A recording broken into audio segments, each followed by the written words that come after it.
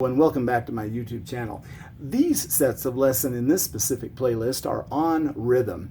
And for those of you who watched the first video in the series, I was talking about notes and their note value. Which notes get one beat, 2, 3, 4, this sort of thing, because of course this is one of the most key features of reading or doing music, is to know what rhythm is all about. Now, rhythm is a very interesting subject because of course we can't have melody without having rhythm. And so all melodies have a rhythm of some sort, but that rhythm is what makes music come alive. Now, I want to talk to you in this short lesson about some of the fundamentals of rhythm so that it will become very clear. I used to think rhythm was very complex, and it is to a certain extent, but there's also some very simple solutions to understanding how it works. So, for example, let's first of all write the word up here. Rhythm, R-H-Y-T-H-M. Kind of an interesting spelling on that. Now, rhythm simply means beat. And so whenever you see this term, you just think of beat. And again, as I mentioned in my last lesson, beats are simply this. Change in the sound where you don't have anything and then you have this little notch or whatever you want to call it. So there it is. There's beats. Now, of course, as you saw in that first lesson, certain note values have certain beats. I want to start off by saying, though, that I'm using rhythm with a capital R here because I like to show three branches of rhythm because this kind of encompasses all of what happens in a musical composition. Now, I use this far left branch over here and I spell rhythm out again, this time with a small r. Now, the reason I use a small r is I like to refer to a certain level. Think of this as like you're getting into an airplane. And when you're on the ground, you're on one level. You're seeing all the people, you're next to each other, and each person is unique, etc. So this is rhythm with a small r. Think of it in this analogical term. So that means basically what the notes equal. Now, like in the first lesson, you saw that the quarter note, what we call the quarter note, equals one beat. It gets one beat. Or you have, the half note, which gets 2, or you have a whole note, which gets 4, etc.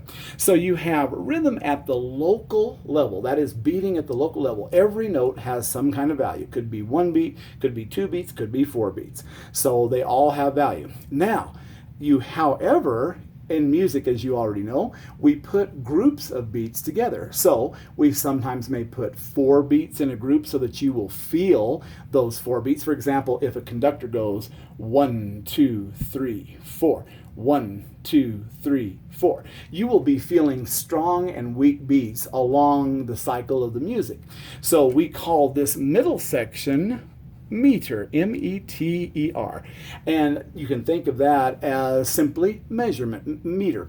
And this measurement, though, refers to groups of beats. And that's the big thing, is groups of beats.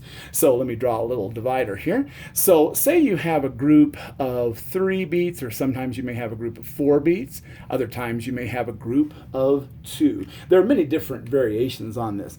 But what I mean by a group is something that you can break down very easily and tell that it's in, say, a 3 meter or 4 or 2. For example, if you have a waltz, you'll feel 1, 2, 3, 1, 2, 3, 1, 2, 3. If you have a march, you'll feel 1, 2, 1, 2, 1, 2. And you'll feel that very specifically. In 4, it takes a little bit wider, it feels a little bit wider. 1, 2, 3, 4, 1, 2, 3, 4. And so you have, differing groups here, but where you will feel those groups as a unit in and of themselves. And finally, on this far one over here is what I call tempo. Now, tempo, spelled with a T, T-E-M-P-O, tempo is, think of all the notes in a piece of music, and you'll look at a sheet of music and you'll see hundreds of notes on the page.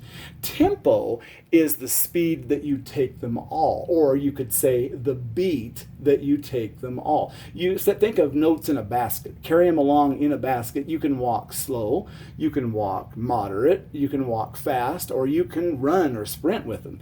And so that's what we mean by tempo. So basically, tempo is all notes in a composition or on a page or in a phrase or whatever that are all working together. So now we can see the analogy. This is each local note has a certain value.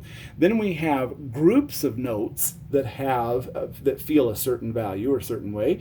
Then we have all the notes thrown together, and the speed with which we play those notes, say on a piano or a violin, that's how that all works right there. So we have these three areas. So rhythm with a capital R encompasses this, what I call local level, kind of a middle ground level, and then the highest level. So like if you're in a plane, you'd be on the ground, here's the people. Now you start to take off and you see kind of groups of people together. Then finally, when you're way up in the clouds, you see kind of just huge big picture outlines. But rhythm works at all of these levels. And by understanding how this works, then you can see all of the ways in which this goes together. In any case, I hope that this has helped you, and of course there'll be a lot more to say on rhythm in upcoming videos. Thank you.